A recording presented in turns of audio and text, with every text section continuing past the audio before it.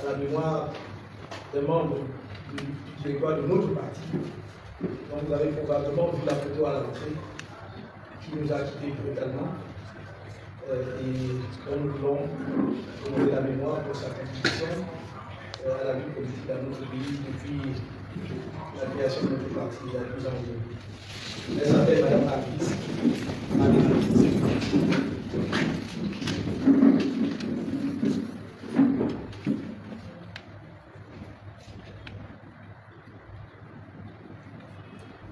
Je vous remercie. Monsieur le Président national du mouvement pour la Révolution citoyenne, Mesdames et Messieurs les membres du Présidium, Mesdames et Messieurs les secrétaires nationaux, Mesdames et Messieurs les cadres du parti, Mesdames et Messieurs les professionnels de la presse audiovisuelle, écrite, cyberpresse, nous voici donc à la conférence de presse. Je veux plus d'appareils de cette les téléphones, les appareils de ce genre de les autres.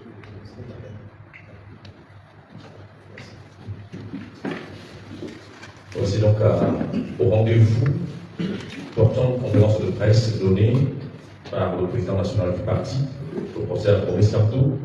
Je voudrais donc sur ce introduire son speech liminaire, sa déclaration. Nous tous, nous allons découvrir les sujets principaux. Monsieur le président national, c'est à vous. Merci, mon cher ami Mathieu.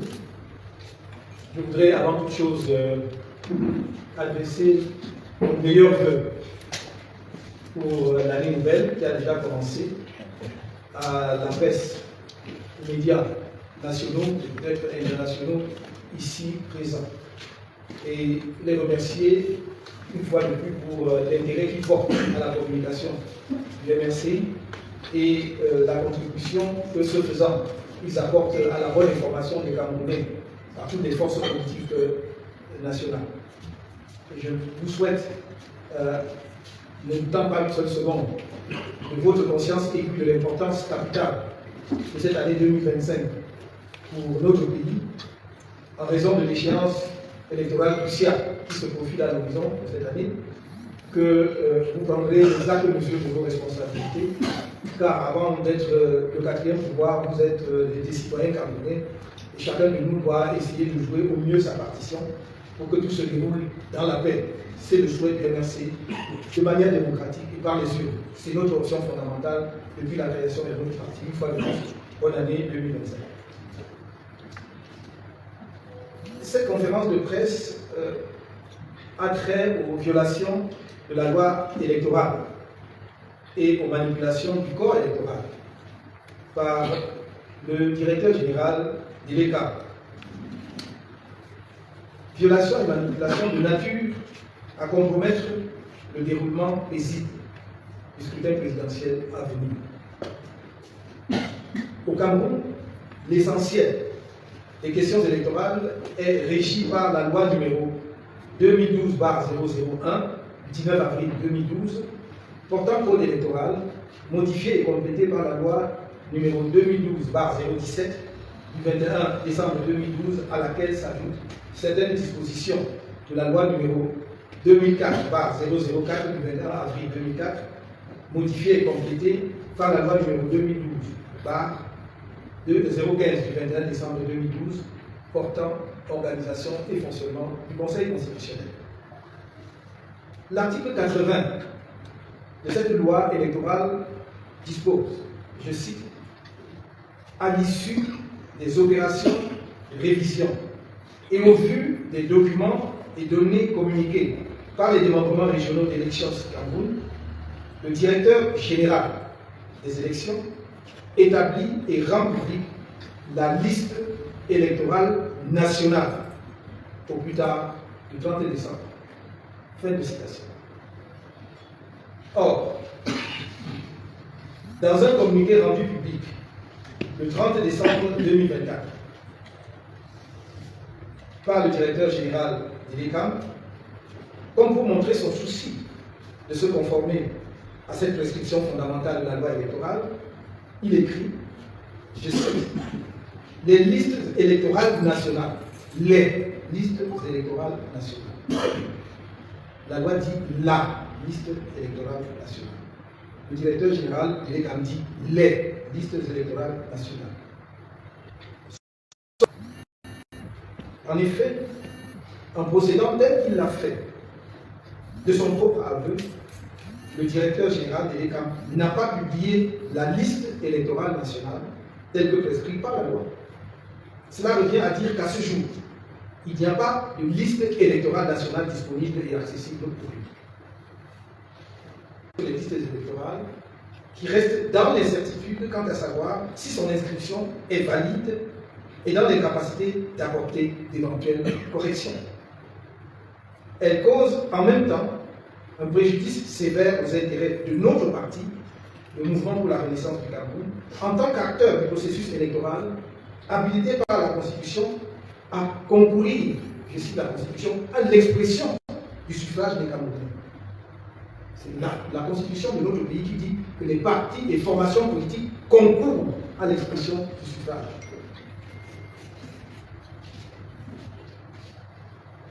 Aussi, avons-nous engagé deux types d'actions juridiques. La première action consiste en la saisine du Conseil constitutionnel, qui est, en vertu de l'article 3 de la loi numéro 2004/004 du 21 avril 2004, modifiée et complétée par la loi numéro 2012/015 du 21 décembre 2012 portant fonctionnement, organisation et fonctionnement du Conseil constitutionnel, qui, disais-je d'après cette loi, je cite, veille à la régularité de l'élection présidentielle, des élections parlementaires, des consultations référendaires et en proclame les résultats. Fin de citation. Cette compétence dévolue au Conseil constitutionnel lui confère la plénitude de juridiction sur toute question relative à la régularité et à la proclamation des résultats de l'élection présidentielle dont il est question ici. Selon l'article 50 du Code électoral, je cite, sont considérés comme opérations préparatoires aux élections l'établissement et la révision des listes électorales ainsi que l'établissement et la distribution des cartes électorales. Fin de citation.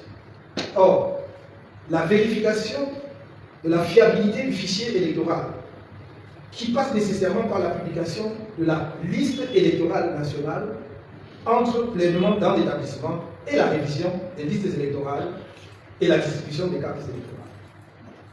La vérification de la fiabilité du fichier électoral constitue en effet un élément clé de la régularité de l'élection présidentielle à venir, en ce qu'elle est le gage de la transparence qui doit entourer la confection de la liste électorale nationale. L'obligation de rendre publique la liste électorale nationale n'est donc pas une option facultative pour le directeur général de l'État, ni sur le plan légal, ni sur le plan pratique. Il s'agit d'un impératif juridique et politique qui constitue une pierre angulaire de la démocratie électorale. Et l'État, qui dispose de tous les moyens financiers, techniques et opérationnels pour rendre publique une liste électorale nationale comportant l'ensemble des électeurs inscrits sur les listes électorales à l'intérieur du Cameroun et dans la diaspora, n'a aucune excuse crédible quant à ces agissements qui sont un crime contre la démocratie dans notre pays. Il faut bien comprendre que sans la publication préalable de la liste électorale nationale, telle que prescrite par le Code électoral, le Conseil constitutionnel sera réduit au tâtonnement pour proclamer le résultat du scrutin présidentiel à venir. Souvenons-nous-en, lors de l'élection présidentielle de 2018, la violation par ELECA de cet article 80 du Code électoral, se traduisant par la non-publication de la liste électorale nationale, avait conduit non seulement à accorder frauduleusement la victoire au candidat du RDPC, mais également, j'insiste, à la proclamation d'un taux de suffrage valablement exprimé de 100,48%. Autrement dit, il y a eu au final plus de votants que d'inscrits. Je pense que même ceux qui n'étaient pas spécialement doués en mathématiques à l'école savent qu'il ne peut pas y avoir un résultat de plus de 100%. Dès qu'on est à plus de 100%, il y a quelque chose qui marche, qui ne va pas. Or, je le répète, en 2018, nous avons proclamé, en tout cas, le Conseil constitutionnel a proclamé les résultats de l'élection présidentielle avec un taux de 100,48%. La loi a certes encadré les procédures qui relèvent de la compétence du Conseil constitutionnel. Mais en son article 65, intitulé « Autres procédures », le législateur a décrit comment tout requérant qui souhaite saisir le Conseil constitutionnel relativement à sa compétence et en lien avec une procédure dont la mise en œuvre n'a pas été expressément réservée à une catégorie de personnes peut s'y prendre, exceptionnellement. C'est donc, conformément aux exigences de cet article 65 de la loi portant organisation et fonctionnement du Conseil constitutionnel, que le MRC a saisi cette institution. Le MRC soutient dans sa requête introductive d'instance qu'en refusant de rendre public la liste électorale nationale, le directeur général de l'ECAM a gravement compromis par avance la régularité de l'élection présidentielle de l'année 2025 en faisant en sorte que cette compétition électorale se fasse sur la base d'un fichier électoral national inexistant, connu de l'ECAM seul. La seconde action du MRC est la saisine du Conseil électoral de l'ECAM d'une requête en dénonciation des manquements aux opérations de révision des listes électorales. Cette requête porte toujours sur la violation de l'article 80 du Code électoral. Elle demande au Conseil électoral d'agir en urgence pour contraindre le directeur général de l'ECAM à publier, comme le lui impose l'article 80 du Code électoral, la liste électorale nationale complète. De mettre la liste électorale nationale complète à la disposition des électeurs en version numérique sur le site officiel de l'ECAM. D'afficher, en plus de la publication numérique sur le site officiel de l'ECAM, la liste électorale nationale dans tous les centres de vote du pays et de la diaspora. De rétablir sur la liste nationale et sur la liste électorale nationale les 120 000 électeurs arbitrairement exclus et dont l'annonce publique de leur réintégration avait été faite par le directeur général de l'ECAM, et mettre sur le site officiel de l'ECAM la liste complète distincte de ces 120 000 électeurs. De transmettre enfin, conformément à l'article 77 du Code électoral, aux représentants du MRC les données essentielles du registre des inscriptions, les statistiques actualisées sur les inscriptions, radiation et transferts internes et externes, la liste définitive des bureaux de vote avec le nombre d'inscrits par bureau de vote pour chaque commune, de donner des réponses concrètes et précises sur la production et la distribution des cartes d'électeurs à 10 mois du scrutin présidentiel, de supprimer et relocaliser, en application de l'article 96, alinéa 4, tous les bureaux de vote qui ne sont pas situés, je cite, dans un lieu public ou ouvert au public, fin de citation, tels que les casernes militaires, les chefferies traditionnelles, les camps de police. Par exemple, à Tico, 10 bureaux de vote sont logés au centre d'instruction et d'application de la police de Moutégué. 2 bureaux de vote au camp militaire, au camp du bataillon spécial amphibie. 1 bureau de vote au camp de la marine, soit au total 13 bureaux de vote sur les 151 que compte cette police. C'est une grave violation de la loi dont on nous avait fait la promesse ferme qu'elle ne se reproduirait plus depuis 2018. Puisque avant 2018, effectivement, il était courant que l'ECAM, en complicité avec le RDPC et ses relais sur le terrain, un certain nombre de chefs traditionnels des autorités administratives installent des bureaux dans les casernes militaires, y compris ici à Yaoundé. J'en ai été témoin en 2013, puisque nous avions participé au double scrutin municipal et législatif de 2013. Et donc, nous savons de quoi nous parlons, puisque que ce soit à Mulhem ou ailleurs, il y avait des bureaux de vote dans les casernes. En revenant à la charge à plusieurs reprises, et dans une démarche qui a été relayée aussi par d'autres acteurs politiques, que ce soit les partis politiques ou les organisations de la société civile, en 2018, effectivement, on a dit qu'il n'y aurait plus de bureaux de vote dans les lieux qui ne sont pas publics ou non ouverts au public. Or, voilà que, effectivement, cela recommence. Et je vous ai cité des exemples concrets. Donc, ce n'est pas une vue de l'esprit ou de la spéculation. Outre ce qui précède, je voudrais partager avec vous les graves préoccupations du MRC sur le toilettage du fichier électoral réalisé par la Direction générale de l'ECAM et ses partenaires techniques. Cette opération s'est transformée en une véritable opportunité de fraude dans les inscriptions sur les listes électorales et de manipulation du fichier électoral en vue de bloquer l'augmentation du corps électoral.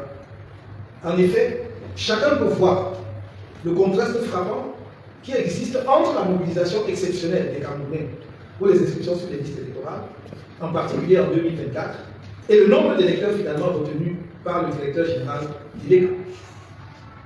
Celui-ci semble d'autant plus résolu à bloquer le nombre d'électeurs dans notre pays que malgré les obstacles qu'il a dressés pour empêcher les inscriptions, par exemple en limitant les horaires d'ouverture des bureaux de vote de l'ECAM à 13 h le lundi au vendredi, et en interdisant les inscriptions les samedis et les dimanches pour des motifs fallacieux, l'engouement des Camerounais ne faiblit pas. Il le fait également en décourageant le personnel de l'ECAM par une forme de gestion discutable du personnel et surtout des conditions de travail de ce personnel, en s'arrangeant, malgré l'importance du budget de l'ECAM, à rationner l'équipe d'instruction en bon état de fonctionnement. Il me souvient qu'au début de l'année 2024, alors que cette dynamique formidable d'inscription sur les listes électorales était enclenchée et qu'on se plaignait de l'indisponibilité d'équipes d'inscription, le directeur général de l'ECAM lui-même avait dit qu'effectivement ils ont commandé des kits en abondance, en quantité en tout cas suffisante, importante, et que ces kits attendaient au port du voile. Je ne peux pas croire qu'au Cameroun, un organe public comme l'ECAM, puisqu'on importer du matériel, en tout cas commander un matériel qui soit bloqué pendant plus d'1 an au port. L'État ferait un geste, ne serait-ce qu'à titre exceptionnel, puisqu'il s'agit d'une matière effectivement qui est importante pour le bon fonctionnement de la vie politique de notre pays. En tout état de cause, je pense que l'ECAM dispose d'un budget conséquent et que même s'il devait dédouaner, c'est le même État. Parce que c'est l'État qui finance le budget de l'ECAM, c'est l'État qui gère les douanes, c'est l'État qui demande que les inscriptions sur les listes électorales aient lieu de façon à ce que les élections se passent dans les meilleures conditions possibles. Donc, en fait, c'est le même État qui agit par des organismes et des départements différents. Donc, l'État devrait prendre des dispositions pour que l'équipe soit disponible. En association avec la police nationale, en charge de la production d'une carte nationale d'identité, et l'ECAM et le RDPC opèrent à travers le pays pour délivrer concomitamment et clandestinement des cartes nationales d'identité et des cartes électorales à des citoyens préalablement sélectionnés et corrompus par des élites politiques locales du RDPC, en vue des fraudes électorales massives dont ils sont coutumiers lors des scrutins. Plusieurs vidéos décriant ce phénomène sont en circulation sur les réseaux sociaux ces derniers temps. Je pense notamment à celle montrant un homme en tenue du RDPC, entouré de centaines, voire de milliers de cartes nationales d'identité qui, selon la vidéo, agissait aux ordres d'un ancien député du RDPC du département de la Vina, région de la Gama. Le jeune lanceur d'alerte, nommé Toubaïou, qui a dévoilé ce cas de fraude électorale flagrant, a été enlevé le 24 décembre dernier et reste introuvable jusqu'à présent. Une fois de plus, j'appelle cet ancien député et le pouvoir à libérer ces jeunes compatriotes qui, à la vérité, devraient plutôt être félicités pour sa vigilance républicaine.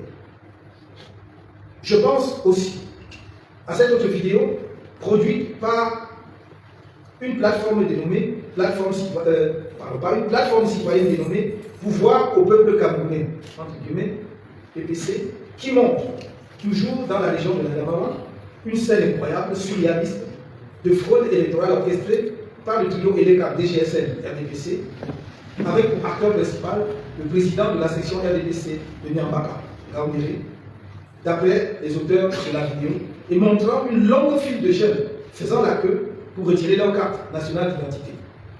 Je tiens à saluer le formidable travail de vigilance citoyenne de cette plateforme PPC qui doit servir d'exemple à nos autres compatriotes, en particulier en cette année électorale cruciale pour notre pays. Dans le même ordre d'idée, rappelez-vous également le scandale des inscriptions électorales clandestines qui a éclaté fin avril 2024 à Massana, dans le département du Noun, région de l'Ouest. Je déplore et condamne le refus manifeste du gouvernement, du RDPC et des autorités judiciaires de notre pays d'ouvrir des enquêtes appropriées sur ces infractions à la loi, malgré de nombreux éléments de preuve et les noms des auteurs impliqués. Je vous remercie. Avant qu'on ne passe à la phase questions-réponses, je voudrais délivrer également mon propos en anglais.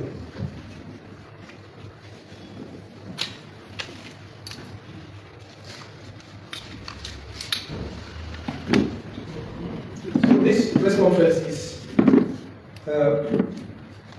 on the violations of the electoral law and the manipulation of the electorate by the Director General of ELECAM, which would compromise the peaceful conduct of the forthcoming presidential election.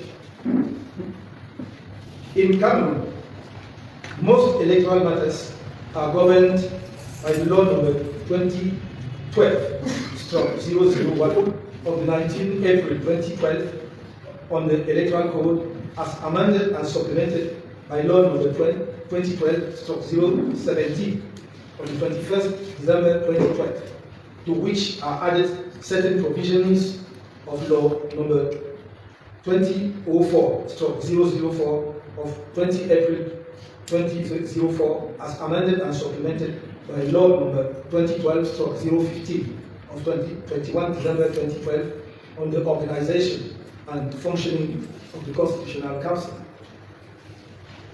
Section 80 of this law stipulates, I quote, "At the end of the revision operations and in the light of the documents and data communicated by the regional branches of Elections Cameroon, the Director General of Elections shall draw up and make public the national electoral roll by 30 December at the latest." Unquote. However, in a press release made public on 30 December 2024 by the Director General of ELECAM, as if to show his concern to comply with the fundamental requirement of the law, it is written, I quote, "The national electoral rolls," in plural. He talks of rolls, whereas the law says roll, singular. You don't say it. So, the national electoral rolls are available for consultation at the communal antennas of Elections Cameroon and ELECAM focal points in diplomatic representations and consular posts of Cameroon abroad. Unquote. This declaration constitutes a flagrant violation of the aforementioned Article 8 of the Electoral Code. By his own admission, the Director General of ELECAM has not published the National Electoral Roll as required by law. This means that today there is no National Electoral Roll available and accessible to the public. This serious breach of the law is likely to compromise the participation of many Cameroonians in the expected presidential election and consequently to create frustrations and disputes that we can and must avoid. This situation undermines the right to vote of every citizen duly registered on the electoral roll who remains uncertain as to whether his or her registration is valid and unable to make any corrections. At the same time, it is severely prejudicial to the interest of our party, the CRM, as a player in the electoral process entitled by the Constitution to participate in the expression of the suffrage of Cameroonians. We have therefore taken two types of legal actions. The first action consists in referring the matter to the Constitutional Council, which, by virtue of Article 3 of Law number 2004/004 of 21 April 2004, amended and supplemented by Law number 2012/015 of 21 December 2012 on the organization and functioning of the Constitutional Council shall ensure the regularity of the presidential election, parliamentary election, and referendum consultations, and shall proclaim the results thereof. This power vested in the Constitutional Council gives it full jurisdiction over any issue relating to the regularity of proclamation of the results of the presidential elections in question here. According to Article 50 of the Electoral Code, I quote, the preparation and revision of electoral rolls and the production and distribution of electoral cards are considered to be the preparatory operations for elections, unquote.